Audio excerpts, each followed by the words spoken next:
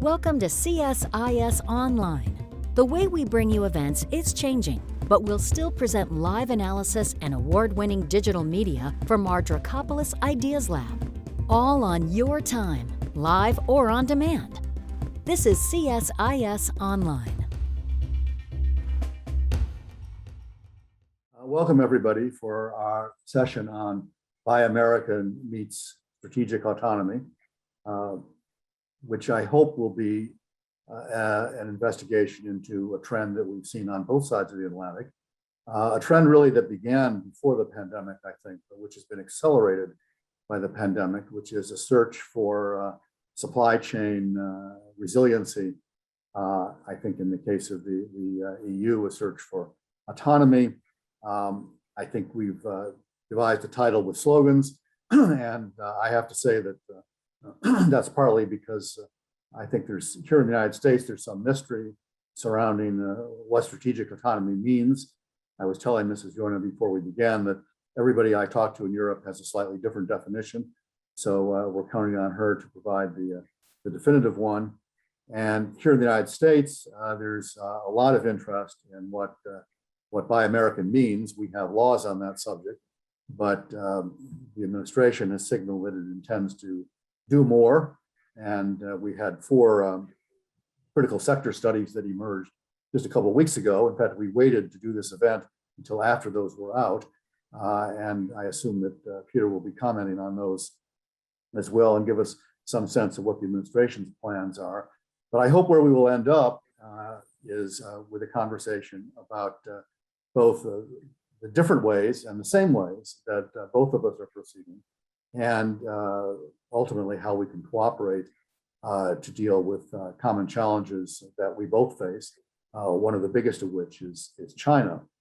So the way we're going to proceed is I'm going to introduce both of our speakers in a moment, and then they're going to make some brief remarks of about 10 minutes each. Then there's going to be a conversation with me, and I have some questions. And then we've already had a bunch of questions from the audience come in, and if you've got more, I think you know how to do that. You can use the Q&A function, or you can submit them to email to Jasmine Lim at jlim@csis.org, and we'll try to get you in the queue.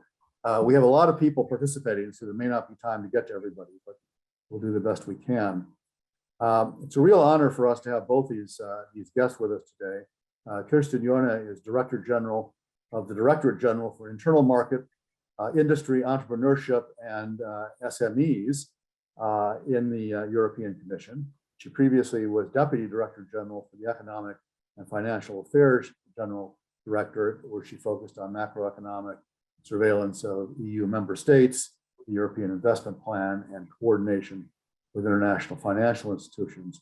Her current portfolio includes issues related to EU growth, the EU growth agenda, which means innovation, regional cohesion, infrastructure, IP, standards, justice systems, and migration.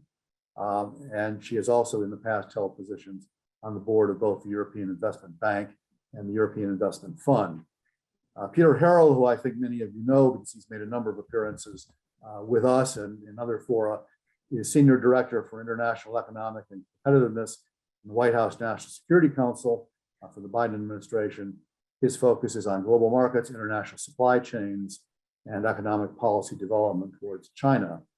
Previously, he was an adjunct senior fellow at one of our sister institutions, the Center for a New American Security, and he was previously in the Obama administration, which is where I first met him when he was a Deputy Assistant Secretary of State for Counter-Threat Finance and Sanctions within the Bureau of Economic and Business Affairs. So we are fortunate to have 2 people with broad experience and great depth. And we are going to begin with Mrs. Jorna. So take it away. Thank you very much, Bill. Thank you for inviting me for this event at CSIS. Hello, Peter. We've conversed in the past about our respective works on the area of supply chains, and I'm very happy now that we've both published our reports and first findings on this, that we can also discuss this today. What I'd like to do is to share some context, some insights on how we did it, and how we are going to navigate now next steps. Now, first of all, on the context, there were actually 3 triggers why the EU is interested in supply chains. The first is COVID, obviously on everybody's mind, because when it started, we were asking, where are those masks? Where are those gloves? Where are the ventilators? Where are the vaccines? So we kind of painfully realized how quickly things and supplies may come to an end. The second trigger for us to think about this is the green and the digital transformation that we are planning. We have the Green Deal for Europe. We've just adopted a climate law, which says that by 2030, we want to reduce by minus 55%, so by 55% our CO2 emissions. And that raises the question, where are the magnets to run our wind turbines? Where are the semiconductors and microprocessors that we need to steer these installations? For example, where's the hydrogen to replace fossil fuel in a number of applications? And the third trigger point was the fact that other continents and other countries are looking into exactly the same thing. The US is one example, but there are others, including China. So it was a good moment to start. Now, when I come to the insights that we have, I'd like to share with you is the first is the mapping. We started with a mapping exercise. Where are those dependencies actually? And we had a triple approach. The first approach or first angle was bottom up. We actually looked at all 5,000 odd products that the EU is importing. And then we filtered those where we have very limited replacement, where we have a big dependency, so not a big diversification. That brought us down to a couple of hundreds. And then we looked at what's about in which strategic areas. I mean, we looked at 4 strategic areas, which is security, health, and the green and digital. And that brought us to, something like 140 products. And that was the first exercise. The second kind of exercise was a top-down exercise where we looked at certain areas like batteries, like raw materials, like the United States as well. And we were trying to establish what's our future needs and where can we get them and how diversified actually are we. And the third exercise we did was forward-looking to see where in the future would we have dependencies for future technological development, for example, microprocessors. Now, what we also did, it's not only these 3 angles, we also mapped reverse dependencies. For example, the EU depends on certain products from a given country. What products does that given country depend on from the EU? Because that helps to have a transactional approach to this. And we also looked at joint dependencies. So where do we share a dependency? And I hope that today a lot of discussion will be on where the EU and the US actually share dependencies, for example, vis-a-vis concerning rare earth in China. What I want to insist on is that one of the things we take away is that or there are a couple. The first is that it's not enough to have the photo. In fact, what you have to see is a film. So we are thinking now how to be able to monitor dependencies and how to be able to anticipate. So that's the first. The second is that dependency is not a fate.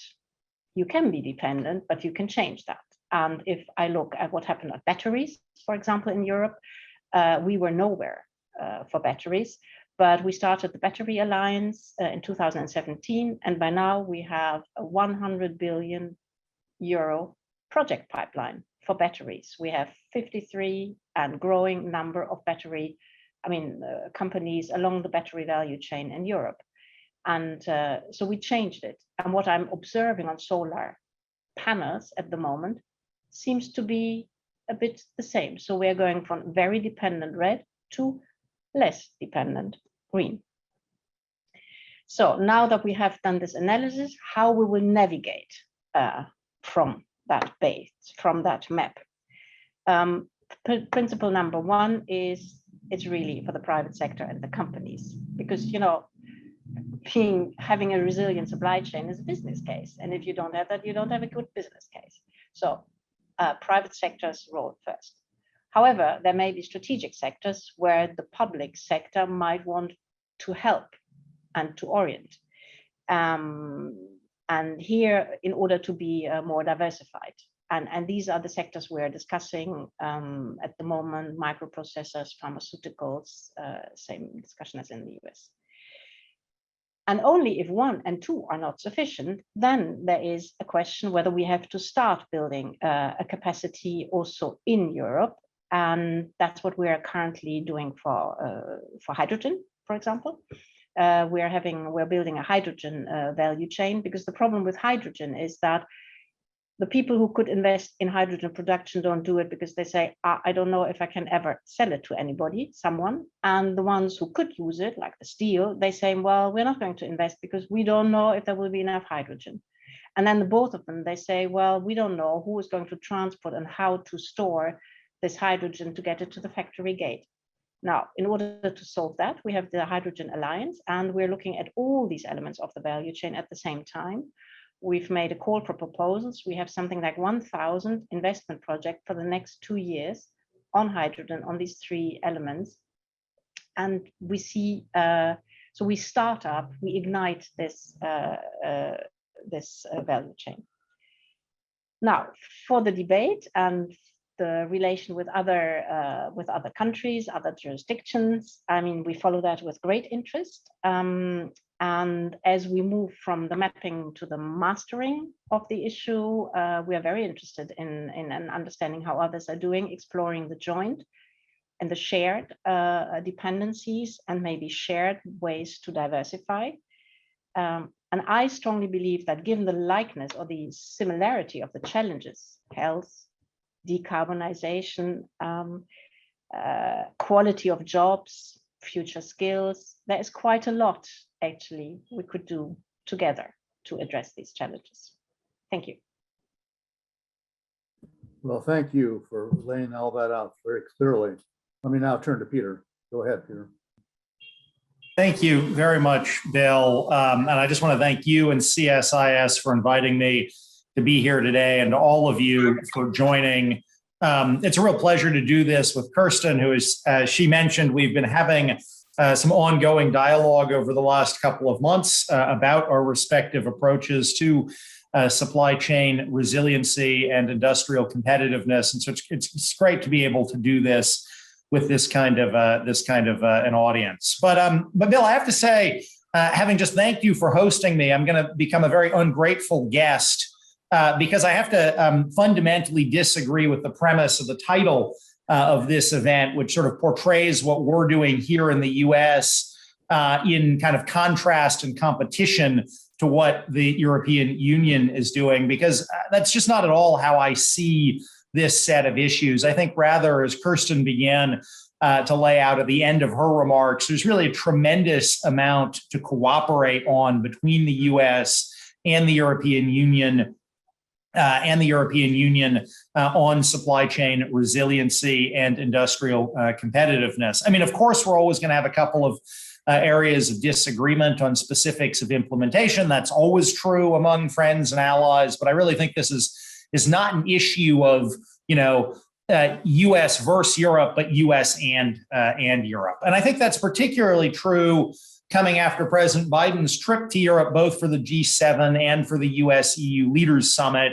I mean, just to speak briefly about some of the outcomes before I turn to the supply chain initiative. Look at what leaders on both sides of the Atlantic committed to doing just earlier this month, right? You saw a G7 pledge to distribute 1 billion doses of vaccine globally. Half of that, 500 million doses, coming out of the United States.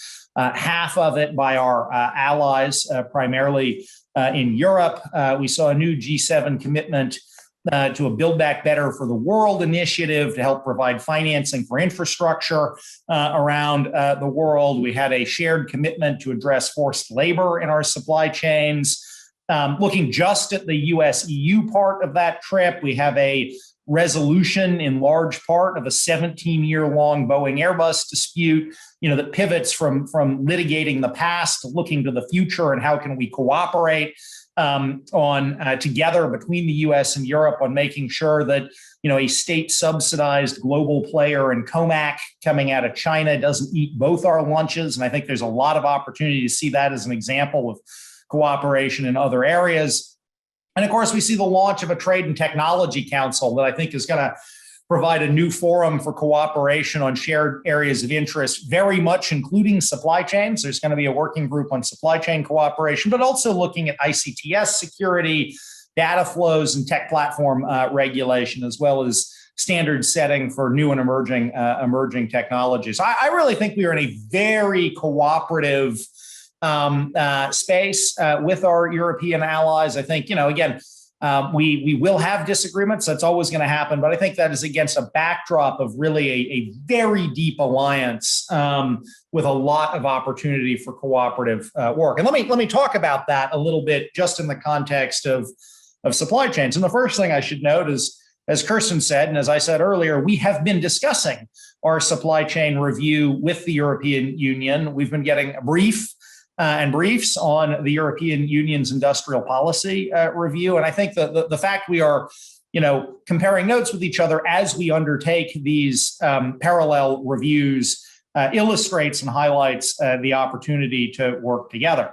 I think if you look at the result of the first phase of our supply chain review that we released publicly earlier this month, looking at 4 key products, and if you look at the EU industrial policy update released back in May, I think you see really a lot of alignment. I think you see a lot of alignment on a shared view of what are the kinds of supply chain risks we face, everything from sort of natural disasters and reliance on sole source suppliers to reliance on strategic competitors who might choose to weaponize supply chains. And obviously here we're talking primarily about China, but not only China, also looking at are there specific products we're reliant on Russia or places like that. So I think you saw broad areas of alignment in terms of how we think about the risks. I also think you see broad areas of alignment between the European Union and the US on the kinds of products that we are most concerned about. Obviously, on both sides of the Atlantic, we're looking at critical metals and minerals for a range of industrial applications. There's interest, as Kirsten talked about, on electric vehicle batteries. I think if you look at the reports, there's a lot of interest on both sides of the Atlantic in semiconductors and on pharmaceuticals and drugs. And I think that although we have not been focusing on hydrogen, it's interesting to hear Kirsten talk about hydrogen as we pivot to the second phase of our review. We had sort of 2 phases, one 100-day phase, and now we have a year-long phase. But one of the key things we're going to be looking at in the year-long phase is more broadly at the clean energy kind of industrial base, and what do we need to do to make sure we are going to have a vibrant clean energy industrial base. I think there's going to be continued alignment on kind of particular sectors going forward.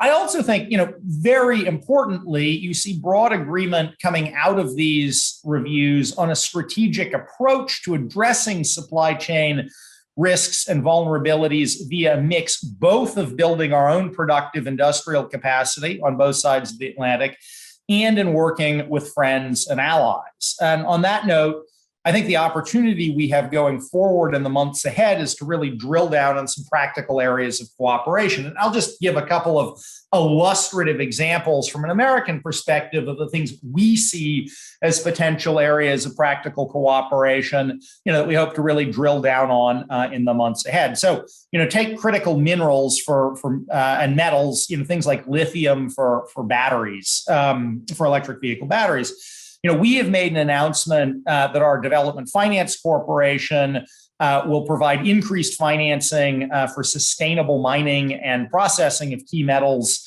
outside the United States. And we've also started a processing to increase production of key metals here in the US. And clearly, as we drill down looking outside the US into particular projects, we hope we'll be able to identify some practical ways the DFC can co-invest alongside, European and other allied investments in order to spur mining and processing in ways that will benefit both sides of the Atlantic. So, some very practical joint projects that we should be able to identify and work together. Similarly, on the R&D front, one of the things we saw looking at metals is we shouldn't just be thinking about the metals today. Kirsten made this point. You need to be thinking about down the road. And while there might be new vulnerabilities down the road, there are also opportunities to engineer away vulnerabilities. So, for example, we think it's technically capable, and much of the EV industry thinks it's technically capable to substantially reduce the use of cobalt and nickel in electric vehicles over the next 5 to 10 years, meaning we just won't need as much of them as kind of current base case scenarios would suggest we do. And I think there are going to be some ways to work with the European Union on cooperative standard setting and things like that to try to actually reduce need for certain products where supply chains are vulnerable. I look at semiconductors. We here in the U.S.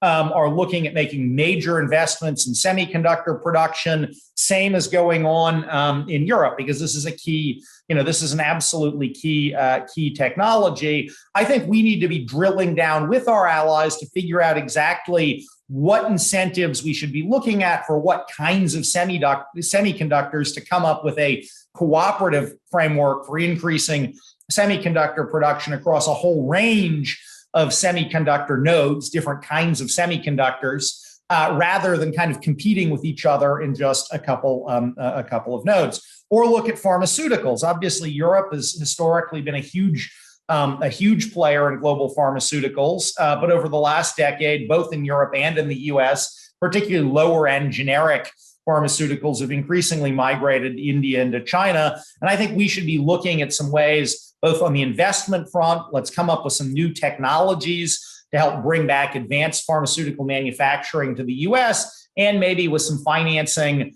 mechanisms and things like that to increase capacity across the Atlantic in ways that will strengthen our resiliency. So I really think there's a ton of opportunity to work together on this endeavor. That's not to say there won't be areas of disagreement.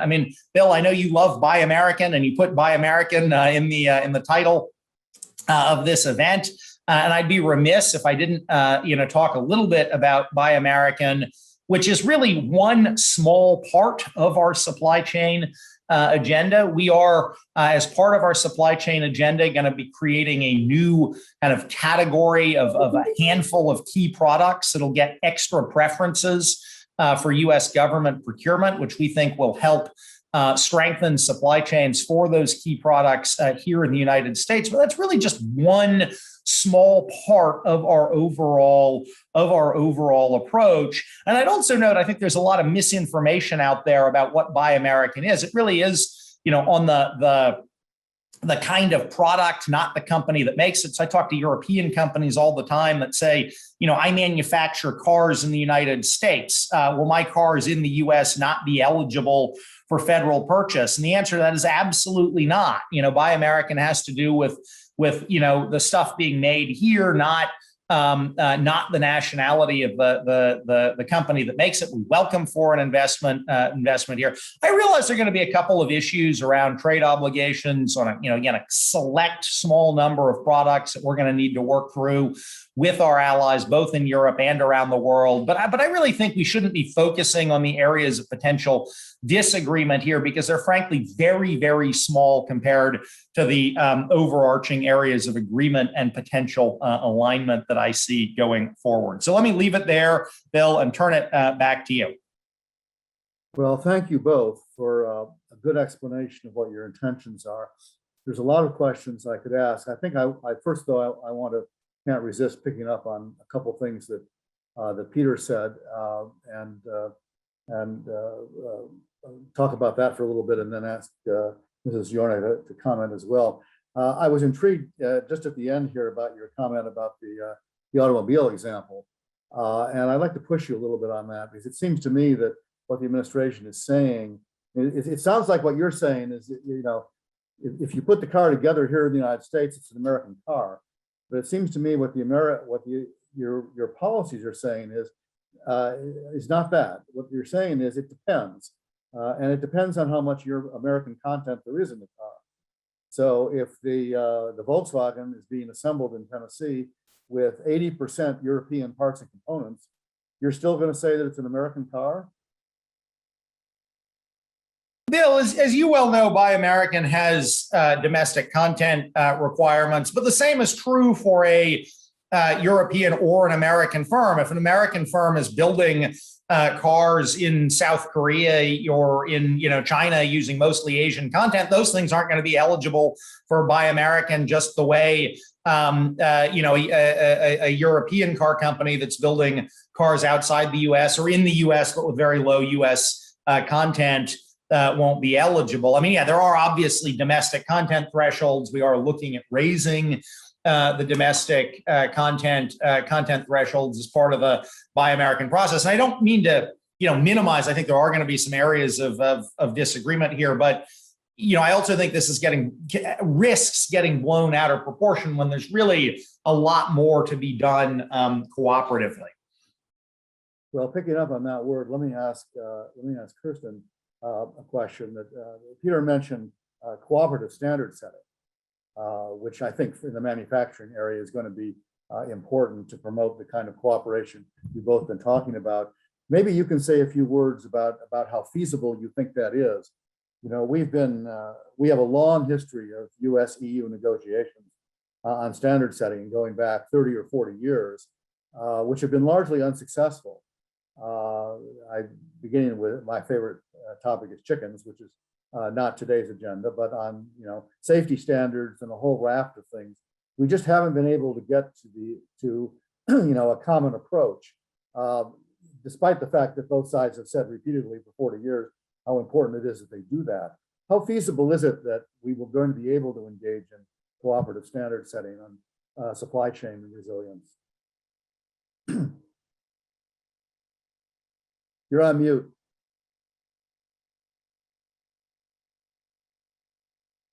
Thank you, Bill. And for the record, I want to say that I don't think Buy America is a good idea. We have an open economy, and we think it benefits everybody here. And and in particular, if have a very strong cooperation, then both Buy America and export restrictions, it doesn't help. Let's put it that way. For the record, on standards, I know for standards we have very different standardization systems. I have to say, I believe the European system is better, in particular because of two features. The first is that it's inclusive. So it's not only industry, it's also environment, it's consumers. It brings a broader input into the system. And the second is that we've connected it to our legislation. And if you have the standard, you have a presumption of conformity with the legislation and the requirements of the legislation. Now, I do understand that it's not about who has the better system here, but how we can move together forward. And it seems to me that why we failed in the efforts that apparently you also accompanied is because we tried to convince each other that our standards were better or equivalent with the others. But we came from a system of two standards. Now, when we move forward, in particular on green tech, but also on digital, we need new standards. Nobody has them. So that, I think, will provide us the opportunity to develop together and be also relevant in international standardization organizations, because that's where I am worried that in international standardization organizations, the conversation is driven and determined by others. We have a real interest here in moving in together. And because it's new, it's not about your or mine, it's about ours. Let me ask Peter if he wants to react to that and also comment on what the US plans are for international standards organizations. And is that an area where you see us working with the EU toward a common end? I want to very much agree with what Kirsten said. I think we have an opportunity to have a more cooperative approach on standards because there are so many standards that are not yet set, as she suggested, and where we can jointly work to set them in ways that work for both of us, rather than trying to, have one side or the other or both sides renegotiate standards after they are well established under domestic law, right? And, sure, an example, I think on, kind of metals content for EV batteries, it's probably a little premature to think about a standard there because there's a lot going on in the technological innovation space that you don't want to cut off. But I think this is sort of how can we talk together about what kinds of metals do we generally want to discourage use of, either because of environmental impacts or because of supply chain resiliency issues. That's clearly something we can get out ahead. I think, it's not really exactly in a sort of a goods supply chain space, but Kirsten brought up digital, issues. And clearly, whether it's, AI or, tech platform regulation, we are at an area where, standards and rules are changing, and where I think there is a great deal of public debate about what the standards and rules are. And I think that kind of creates opportunities to take a more potentially cooperative approach, again, rather than sort of having very clear standards on, sort of phytosanitary standards on chicken, which neither side wants to, move off of. Let's talk for a minute about reshoring or onshoring, as the case may be, because there's been a lot of talk about that and what it might mean. Let me start with Kirsten, and then we'll come back to Peter. Will your updated industrial strategy encourage reshoring or onshoring, or what is the European attitude toward that? Well, I mean, what our strategy does is encouraging diversification where there is a dependency. And reshoring is not the panacea. It's not even the objective. It's a means to possibly to mitigate the dependency. So we, as I said before, it's first for companies themselves to take care of their supply chains, and in strategic areas we can help by generating project pipelines, creating an investment environment where this can be built.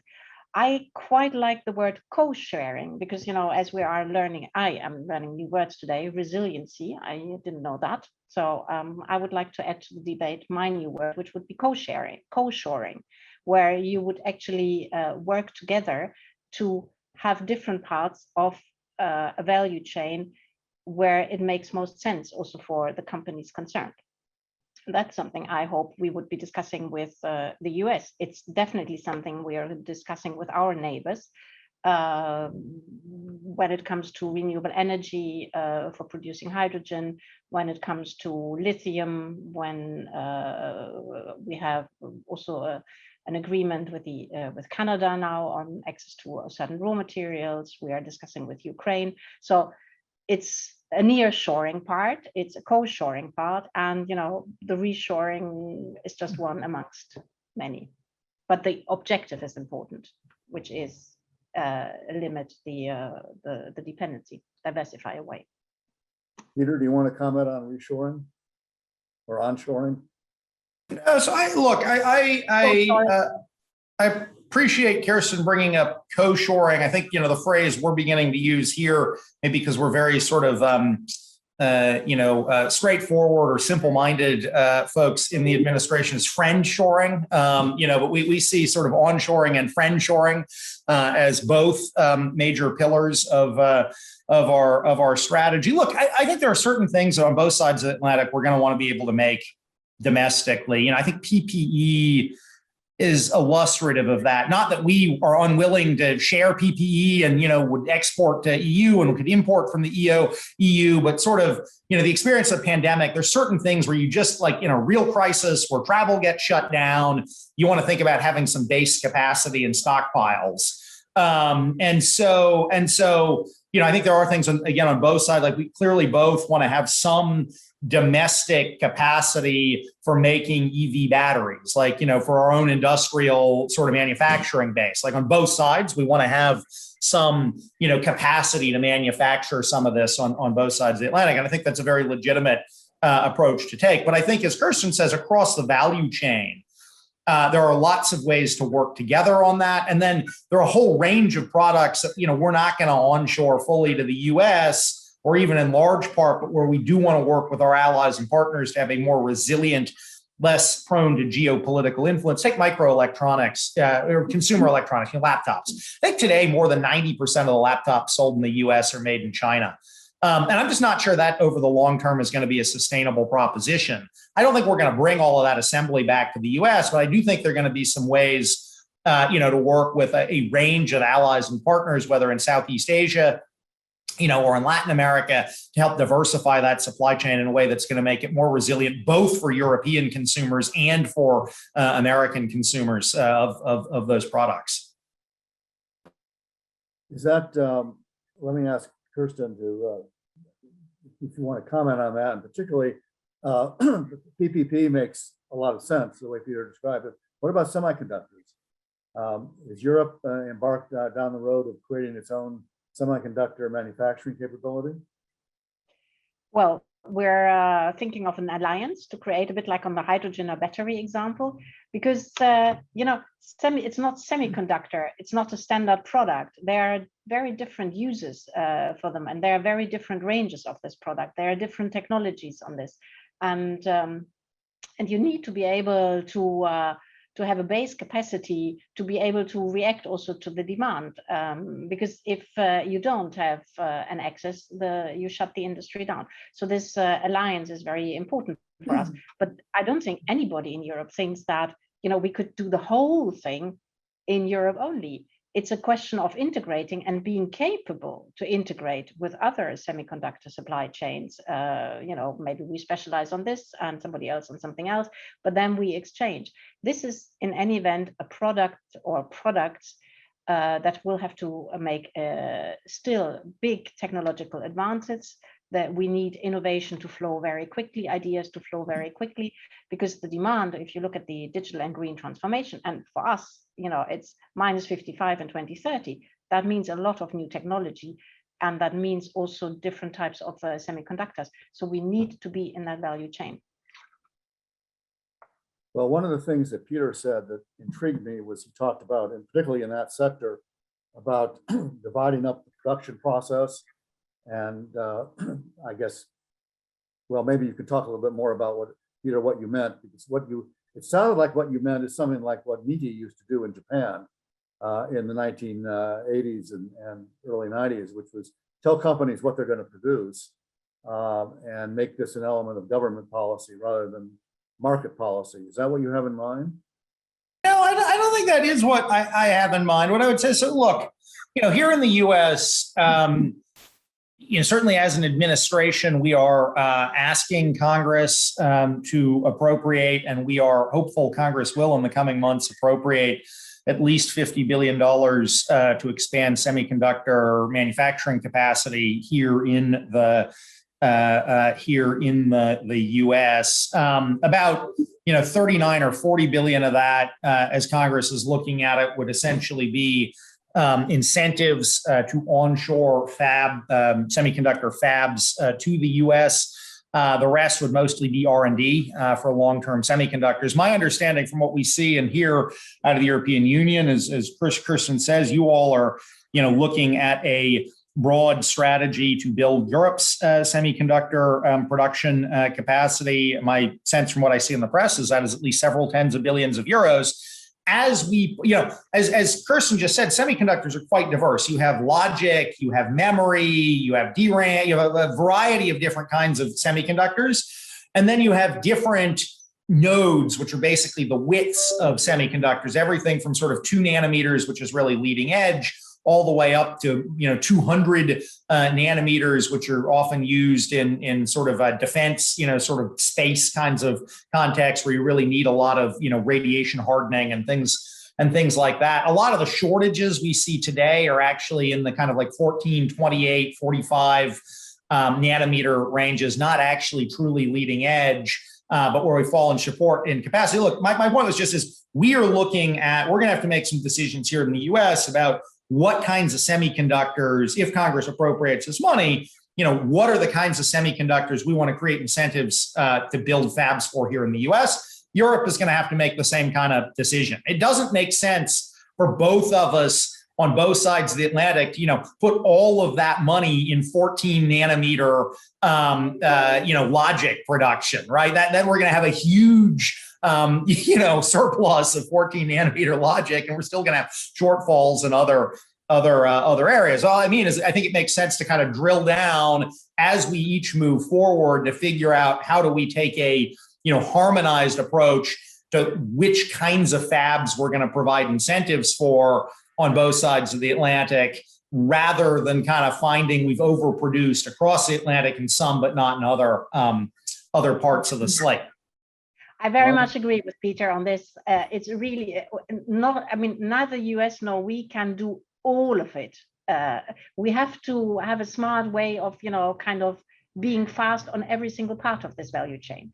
And I can show you, this is my cup with the 14 industrial ecosystems in the EU. So what we are doing is, at the moment, we are asking the 14 ecosystems, what's the type of semiconductor that you actually would need?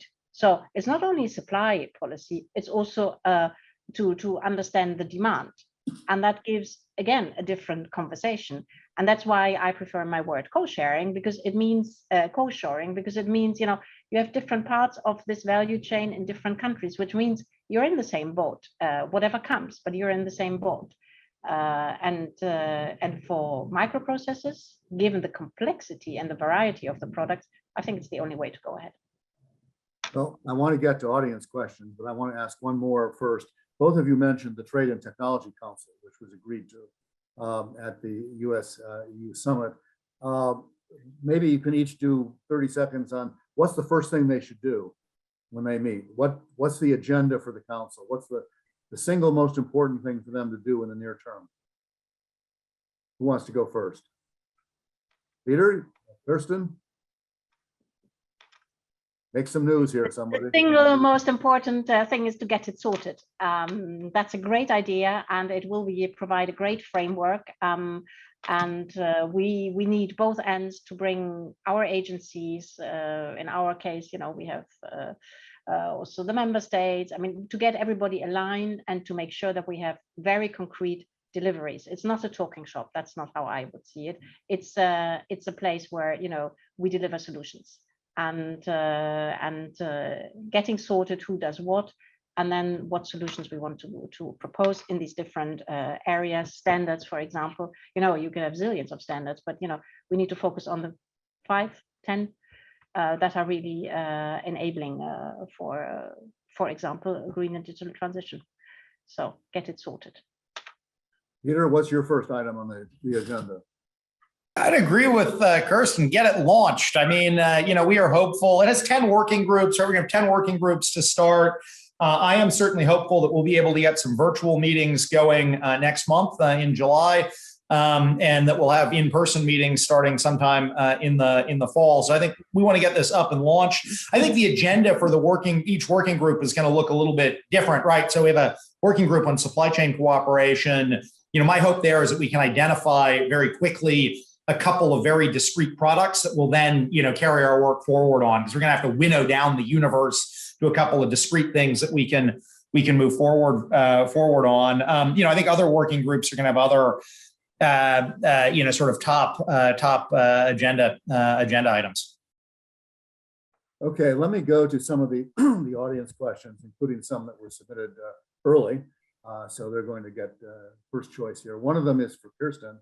What will Europe's strategic autonomy look like for the smaller indebted EU states? The same as for the big. Open strategic autonomy means to preserve the supply chains. And we have the single market, which takes care of, that's a big platform to make sure that the supply chains work well, but it's an opportunity for everybody. And if you look at hydrogen, I come back to my favorite example, you have 22 countries actually being part of this hydrogen alliance and the project pipeline, and it covers the territories of all these countries. So it's a big opportunity for everybody, even and in particular if you're a small country. Okay, the next one is for Peter, the inevitable Buy American question, which you had to know was coming. Does the U.S. pursue Buy American within the WTO government procurement agreement? And what do you think if other countries use the same policy? Buy European, buy Japanese, et cetera. Is that okay? Look, I mean, again, there's so much confusion and I think misinformation out there about Buy American, right? As you know, Bill, the way Buy American works is it essentially says that if an American firm is bidding to sell a product, not an American firm, if a firm is bidding to sell an American-made product to the government, call it notebooks, and a foreign firm is also, or a firm is bidding to sell a foreign-made product, notebooks to the government. There is a sort of a price bump up that is ascribed to the price for the foreign firm, so that the foreign firm might actually have submitted a bid for $1,000, but it'll be imputed at $1,300.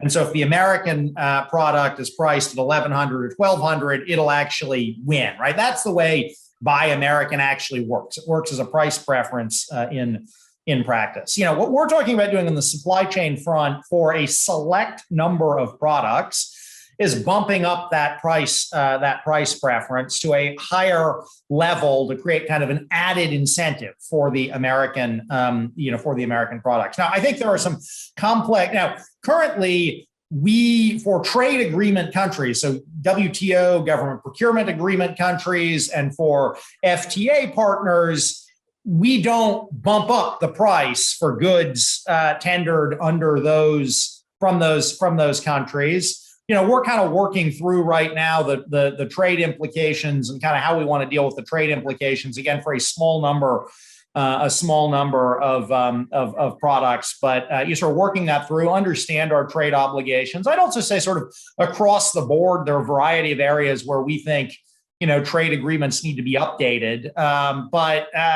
So that's sort of how we are thinking about this particular issue. Well, here's another one for Peter. As you know, the defense may be a special case, and that's really the question here, whether defense is a special case. We have reciprocal defense procurement agreements in place with 27 partners and allies. Sometimes we make supply chain decisions to reinforce strategic relationships and to lock out adversaries. What are you going to treat defense differently in these policies, or is it going to be? Are they going to be swept into the same Buy American or industrial policies that you've been talking about?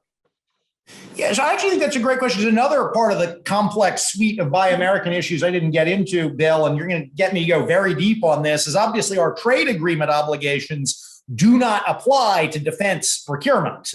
We've never subjected defense procurement, which is by far the single largest category of procurement, to trade agreement obligations for government procurement. Instead, as you note, we have this sort of set of 27 country agreements with our allies that govern kind of the role of allies in defense procurement. What I would say on defense procurement is we very much fundamentally understand that we are stronger when we are working collectively, including on weapons development procurement, with our allies and partners. And so, yes, we are looking at defense procurement as part of our overall Made in America process, but we are looking at it with a lens of how do we strengthen our collective approaches to defense procurement, not how do we cut our allies out of our defense procurement supply chain, which would be counterproductive to us,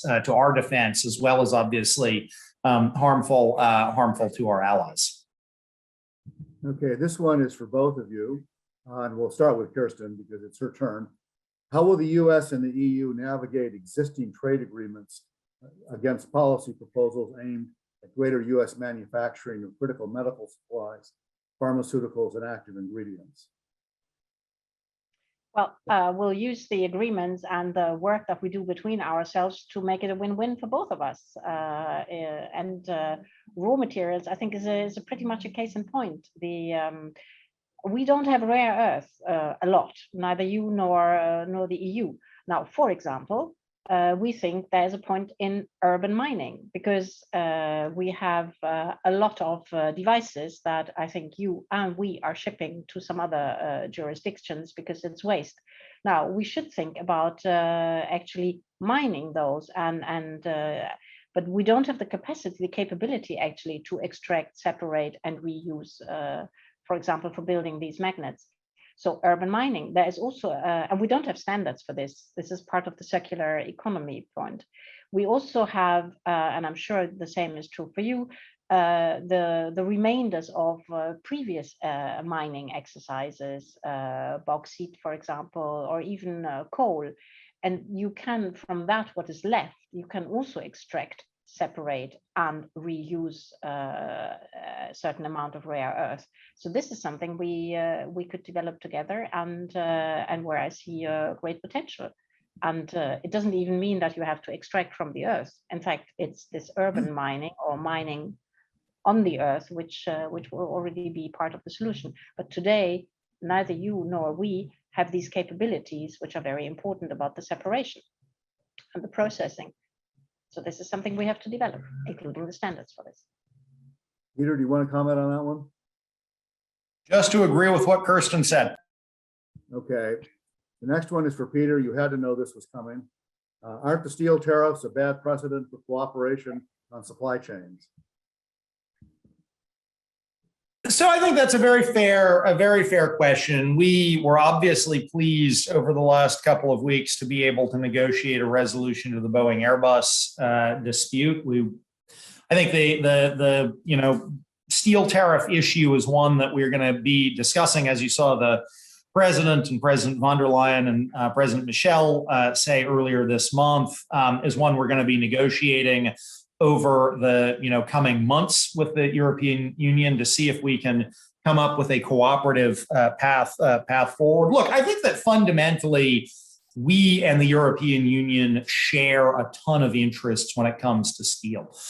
Both we here in the US and the European Union want to ensure that we have domestically some domestic steel production capacity. Obviously very important for defense and industrial use here, very important for defense and industrial use in Europe. So I think we have a shared interest on both sides of the Atlantic in making sure we can maintain steel production capacity. We also, although currently prices are obviously quite elevated, I think we face a long-term challenge, when sort of the current disruptions are behind us from a, substantial overcapacity out of China and Russia and Brazil and places like that. And I think we have a shared interest across the Atlantic in working together to address that, shared long-term challenge to the vibrancy of our domestic industry. So I think the question for us over the next couple of months on steel and aluminum with the European Union is going to be, how can we come up with some structures that work together against that long-term challenge out of China and Russia and places like that, while ensuring that we both have vibrant domestic steel and aluminum, or, I shouldn't say vibrant, I should say, we have adequate steel, steel and aluminum production here in the US, and sort of vibrant workforce and workers in steel and aluminum here in the US and in Europe. And I think, again, the Boeing Airbus dispute provides some, some sort of marker for that, in the sense of, let's stop kind of litigating the past and look forward at how can we cooperate against the shared challenge we both face. Kirsten, you want to say something? Yes, I'd like to say that obviously tariffs are a pain point. They're just a pain point. And so I hope we will do more than only negotiate in the coming months, Peter. It's true, we need steel, and we need rather specialized steel for certain applications that we need for our industries. I mean, we have a huge machine industry, but we also need green steel. So there is a lot of change in the sector, and we will need a solid industrial base to go for that transformation as well. And not all the solutions. I mean, hydrogen may be a solution, but will there be enough? But then there are a lot of technological issues that have not been fully solved. So it makes a lot of sense to me to work together and for that steel, that particular steel that we will need for tomorrow. Okay, here's a philosophical question that I can't resist bringing up. With the evolving Buy American proposal, the EU strategic autonomy, and China's Made in China 2025 policies, aren't the global economic leaders on a renewed path of industrial policy? What's going to happen to the neoliberal world order, WTO rules, and things like that? Are we in the process of doing what you're both talking about, fundamentally changing the nature of the trading system? No, because we want an open trading system. And we want to join forces to work on the WTO reform, but the open trading system, in any event for our continent, this is the way to go. And where we can enhance our contribution in that trading system, including by building, a certain amount of capacities, then that's the way to go. I mean, if you look at vaccines, Europe is today exporting more vaccines than we actually use inside the EU. And so we are part of that open trading system, and we are providing a really important commodity at the moment for that. Peter, do you want to comment? Say, look, I think Biden administration obviously believes in both open and fair trade. I do think there are areas in which the rules need to be updated. I mean, I think that a lot of the kind of current trading system, coming out of the 1990s and early 2000s is premised geopolitically on a world in which there isn't geopolitical competition. And I think we are now in a world where there is some geopolitical competition. And that means for, certain very select, products, sort of critical supply chain goods, I think it is legitimate for, the US and Europe to sort of think about maybe we don't want to depend, again, for, those sort of critical products on a geopolitical competitor there. And that does create some tension with some of the rules, as they've traditionally been interpreted coming out of the 90s and early 2000s. And I think we should be open and think through where those rules need to be updated. But I share Kirsten's view that certainly, as amongst our friends and allies, we very much believe in an open and fair trading system. I also think we need to be realistic on both sides of the Atlantic that we are, again, looking back at the 1990s and early 2000s, we are sort of taking a different approach to how we might be thinking about industrial policy, right? So on both sides of the Atlantic, we're looking at how do we support semiconductor manufacturing. I think we're looking at, how do we support, critical minerals processing. And I think we need to have a kind of a clear-eyed discussion, not a near-term discussion, it's a very complex long-term discussion about what are the appropriate rules to discipline, those kinds of measures that let us on both sides of the Atlantic strengthen our industrial capabilities without sort of feeding some kind of, mass race to the bottom. And I just think, these are the kinds of discussions over the longer term we should have in a very clear-eyed, kind of way. I totally agree, because it's jobs behind, and, in terms of health, there may be lives behind our industries working well. Are discussions about rules going to take place inside the WTO or outside the WTO? I think both. Agree. There's a golden opportunity here for me to do a commercial and urge everybody to read the CSIS report on exactly that subject. Our Commission for Reaffirming American Leadership made a proposal on that, and I commend all of that to you. Couple more. If you give me two more minutes. Specific one, is the Strategic Petroleum Reserve a model for vital goods? In other words, instead of focusing on reshoring and manufacturing capabilities, should we just create stockpiles? Well, I think that if you look at sort of the supply chain resiliency agenda, I'll just speak for here in the U.S. My sense is very much from what I've read, in Europe too, it's a sort of both and approach, right? For certain things, you want to have some productive capacity. There's also clearly a role for stockpiling. For example, on critical minerals, we both want to see increased production and, process mining and processing. And there's also some room to have, I think, expanded and modernized stockpiles so that even if, something happens that disrupts even that broader production, there's still a stockpile you can draw it down on. So I think it's sort of both and approach. I can say that for the EU, stockpiling is of course expensive, but we're looking into all of this. In fact, we're looking into this from the point of view of a single market emergency regulation, which we also announced in our industrial strategy.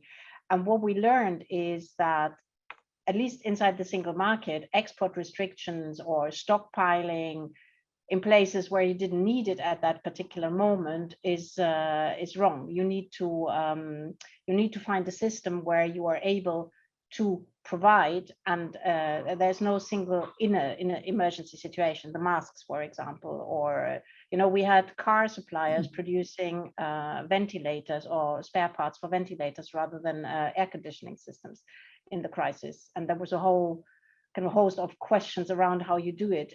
I think it's not a single wand. You need to think about stockpiling for certain products. You need to think about productive capacities, and you need to be sure to think, and that's what we learned, about demand, being able to gauge demand.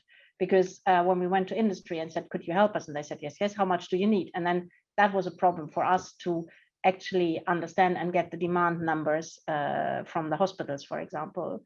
So that will be another part in our emergency instrument. Thank you both. You've been generous with your time. Let me close with one final question, if I may, and that is, a lot of what you've said has reflected cooperation and moving in the same direction, and the intent to cooperate, all of which I think our listeners would say is good. Maybe you can each suggest, what is the biggest difference between the EU approach and the American approach?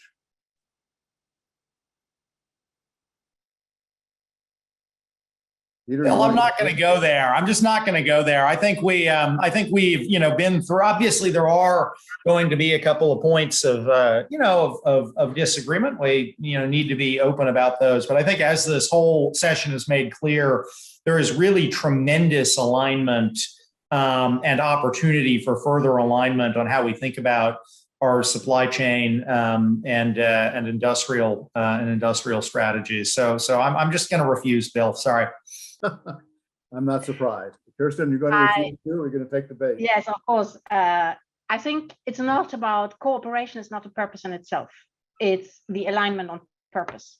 And it's for us really now, and as we move on, to really identify, the shared purpose that we have in certain areas, on certain supply chains, and then there's the cooperation, how to get there.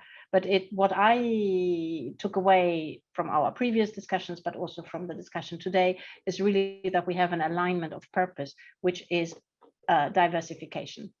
And if we do that together, to diversify together, we'll be stronger. Our supply chains will be stronger. Well, that's a good comment to close on. I'm sorry to the audience, we didn't get to all the questions. There were many, but I tried to get to as many as we could. You've both been exceedingly generous with your time and have stayed beyond the date, beyond the time we had planned. So I'm grateful for that. Thank you, Peter. Thank you, Kirsten. And thank you all to the audience for tuning in. And this is a project of an issue of great importance to CSIS. We're going to be doing more work on it. You'll be hearing from us more in the future. And I hope we'll have an opportunity to have both Peter and Kirsten back to talk with us again in the future on how all of this is going to turn out. So thank you all very much. And that concludes the event. Thank you. Thank you. Thank you. Bye.